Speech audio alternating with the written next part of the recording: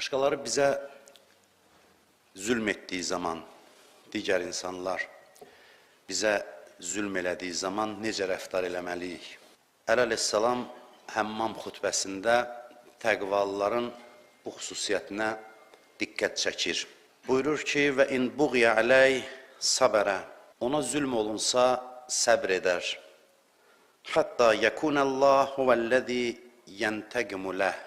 Deyir, o vaxta qədər səbr eləyər ki, Allah özü işə girər, Allah özü iş görər və onun intiqamını o alar, zülm edən insandan. Bu hissənin biraz izaha ehtiyacı var. Bu kəlamdan belə məlum olur ki, insan ona zülm eləyənlərdən özü intiqam alırsa, təqva cəhətindən nöqsan var onda. Bu, haqq uğrunda mübarizəni nəzərdə tutmur, ictimai məsələləri nəzərdə tutmur. Haqq uğrunda mübarizə, düşmənə boyun əyməmək, onlar ayrı mövzulardır. Orada demir ki, sən başını aşağı sal, gözlə ki, Allah ondan intiqam alsın. Necə ki, biz yaxın tariximizdə yaşadıq. Düşməndən xalq qalxdı, intiqam aldı, ordu intiqam aldı. Və insanlıq düşmənlərinə qarşı səbr elə ki, Allah intiqam alsın, bu yanlışdır. Təbii ki, belə deyil, burada bu nəzərdə tutulmur. Burada fərdi münasibətlər nəzərdə tutulur.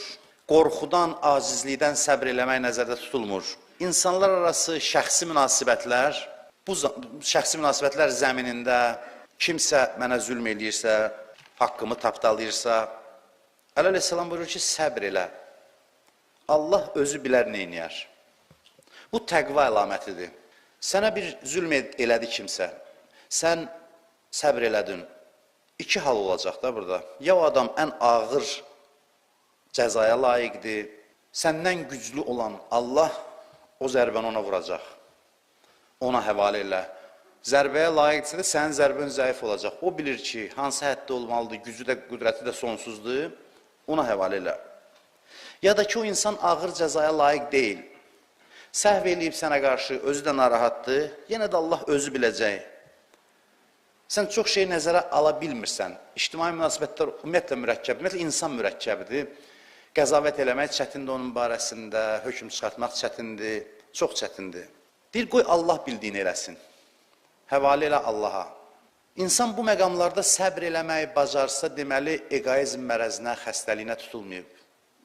Deməli, sağlam insandır. İnsanın bir həddə qədər özünü istəməsi normal haldır. Amma həddini aşdıqda, həddən çox olduqda, artıq bu bir xəstəliyə çevrilir, buna deyirlər eqoizm. Onun əlamətlərindən biri də sənə pislik eləyəndən özünün intiqam almağındır. Bilirsiniz, incə məqam var burada. Burada təqva imtihana çəkilir. Yəni, sən hər şeyin müqəddəratının Allahın əlində olduğuna inandıqda başqa cür rəftar edirsən. Özün ki, bəzən yersiz atılırsan meydana, mən eləyəcəm, hər şeyi xarab edirsən sən. Ümumiyyətlə, həyatın müxtəlif sahələrinə bu mövzu aiddir, bu məsələyə də aiddir. Təqvalı insan səbr eləyir, Allaha tapşırır. Bu göstəricidir, bunun etiqadının göstəricisidir, imanının göstəricisidir, düzgün yanaşmasının göstəricisidir. Bir insana biri pislik eləyən kimi tələsib ona cavab verirsə, öz üzərinə götürürsə hər şey, bu eqoizm əlamətidir. Bu iman zəifliyinin əlamətidir. Quran buyurur ki, İnnəlləhə yudafi'u anellezina amenu. Allah iman əhlini müdafiə edər. Allahın qüdrəti var bunu eləməyə. Misal deyim sizə, hamıya aydın olsun.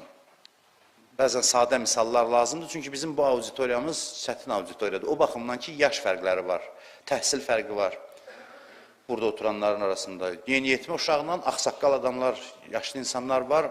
Hamıya uyğun danışmaq burada çətindir. Ona görə də burada bəzən məcbur oluruq, sadə misallarla izah eləyək fikrimizi. Məsələn, bir uşağı sən vurursansa, Allah eləməsin, əl qaldırırsansa bir uşağa, ya uşaq təhlükə hiss edirsə, ilk reaksiyası nədir uşağın? İlk reaksiyası budur ki, qaçır ata-anasının üstünə. Elə də, uşağa bir təhlükə olanda ata-anasına tərəf qaçır. Ondan güclü biri onu vuranda, həm yaşlı da vuranda, uşaq gözü ata-anasında olur. Çünki şiddətli bir bağlılıq var o yaşda, körpə uşaqda valideynə. Ona arxalanır. Qüdrəti valideynin əlində görür. Görür ki, qüdrət ondadır. Fikir vermişsə, uşaqlar fəxr edir, mənim atam belə güclüdür, o deyir, mənim atam sənin atandan güclüdür, o deyir, mənim atam sənin atanı döyər. Bu mövzularda danışırlar. O müstəqil deyil, o öz gücünü görmür, güc sahibinə, atasını hesab edir, ona sığınır. Allahla əlaqə təxminən belə olmalıdır insanda. Bundan da daha təbii ki, dərin. Yaradan, yaradılmış Allah bəndə münasibəti haqqında çox danışmışıq deyə mən təkrara getmək istəmirəm. Olduqca dərin münasibətdir, dərin bağlılıqdır. Və insan böyüdükcə bu baxımdan daha kiçik olur. İnsan nə qədər özü böyüyürsə, Allahla münasibətlərdə daha da kiçilir. Bu böyüklük əlamətidir. Bu böyüklük əlamətidir və qüdrət əlamətidir. Qüdrətin də mənbəyi budur. Bir uşağı biri vurursa, uşaq dərhal təəccüblə atasına baxır ki, yəni görmürsən, mənə əl qaldırdılar, mənə ağır söz dedilər. Onu öz vücudunun bir hissəsi hesab eləyir. Allah istəyir ki, biz belə yaşayaq. Allahın istəyi bizdən budur ki, biz belə yaşayaq. Həmmam xütbəsini danışırıq, axırına yaxınlaşırıq artıq. Neçə ildir danışırıq. Artıq pandemiya da araya girdi, amma çox uzun müddətdir biz həmmam xütbəsini şərh edirik. 100-dən çox xüsusiyyət sadalayır əleyhissalam. 100-dən çox. Amma həmmam xütbəsini bir cümlə ilə ifadə eləsək, bir cümlə ilə. Əleyhissalam demək istəyir ki, təqvalı Allahla yaşayır. Allahla ömür sürür. Allahladır hər an. Bəs niyə 100 xüsusiyyət? 100-dən çox xüsusiyyət sayır. Dinlə Allahla. Bilirsiniz, ona görə ki, Allahla yaşamağın müxtəlif həyatın səhnələrində cilvələri var. Allahla olan, məsələn, ona zülm olunanda nə edir, Allahla olan necə yol gedər, necə danışar. Bunlar hamısı Allahla olmağın çeşidləri, belə deyək, şöbələridir. Allahla olmağın təzahürləridir, müxtəlif həyatın sahələrində. Allahla yaşamaqdan danışır əleyhissalam bu xütbədə. Həmmam xütbəsi bir həqiqətin cilvəsidir. O həqiqət nədir? O həqiqət Allahla yaşamaqdır. Allahla sıx münasibətdə olmaqdır. Və bizim Allahla münasibətimiz ən çox bənzətsək, kiçiklərlə valideynlərin münasibətinə biraz oxşur. Əlbəttə ki, təbii ki, qat-qat daha dərindir, bu bağlılıq daha dərindir. Uşaq özünü valideyndən ayrı görmür, ümumiyyətlə. Uşaq durur yuxudan, gəzir, onun həmişə zehnində valideyn anlayışı var. Onun kölgəsində hiss edir özünü. Hər bir situasiyada da ilk ağlına gələn valideyndir. Təbii ki, bundan qat-qat dərindir bəndə Allah münasibətləri. Adam özündə qüdrət görməyən, qüdrət sahibində görsə, bu belə yanaşar. Özü qalxlısa intiqam almağa ona pislik eləyəndən bu mənəmçilik əlamətidir. Bir daha deyirəm, bu sabah mənə irad tutmasınlar ki, yenə də ki, bu deyir ki, sənə zülm olundu, boynunu bükməlisən. Bu, şəxsi münasibətlərə, insanlar arası münasibətlərə aiddir. Məsələn, bir dəstə insan quldur, bəşəriyyətə zülm eləyir, sən qalxırsan ondan haqqı almağa, yenə də intiqam alan Allahdır. Allah Quranda deyir, oxu sən atmırdın, mən atırdım. Bəs niyə burada deyir, səbr elə orada, qalx o özü deyir, yəni niyə görə burada səbr edirsən, orada onunla mübarizəyə qalxırsan, intiqamı alırsan, çünki özü belə deyib.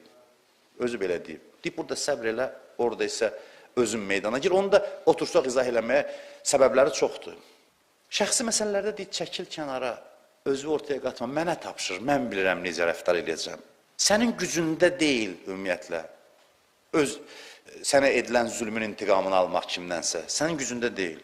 Cəza da istəsən sən o adama, sənə pislik eləyən adama, o mənim gücümdədir, mənim hikmətimlə, mənim qüdrətimlə məsələ həll olunacaq. Sən özün ortaya girəndə bir nəticəyə çatmayacaqsan. Biz Allahın əl-ayağına dolaşırıq, hərdən, belə deyək, məcazi deyək, imkan vermir Allah işini görsün. İnsan əslində Allahın iş görmə alətinə çevrilməlidir. Nəinki onun qüdrətinin qarşısında. Əlbəttə, insan mani ola bilməz. Ona verilən azadlıqdan sui-istifadə edib, aləmi qatır bəzən insan bir-birinə. Allaha nə qədər söykənsək, Allah həyatımızda lazım olanı eləyəcək. Əgər bizə bir pislik eləyən ağır cəzaya layiqdirsə, Allah deyir, mən bilirəm nəyə layiqdir və mən layiq olduğunu ona verə bilərəm o cəzanı. Deyir, səbr elə, özdə gözəl səbr. Bəzən biz səbr eləyirik, amma Allah kəssin o səbri. 100 cür üzümüzlə, üz ifadəmizlə, hansısa şəkildə intiqamımızı alırıq. Gedək, get. Məsələn, bu görə səbirdir. Səbir belə olmur. Səbir eləyirsənsə, səbir eləməli başdır. Sən ki, o bir-iki dənə tikanlı söz dedin, get, dəymirəm sənə. O ilə ona Allah, məsələn, deyək, 2 dənə çubuq vuracaqdırsa, birini götürdü, da birini özünün ellərində girdim meydana. Ona görə deyirlər, bağışlamaq ən böyük cəzadır. Allah həvalə eləmək.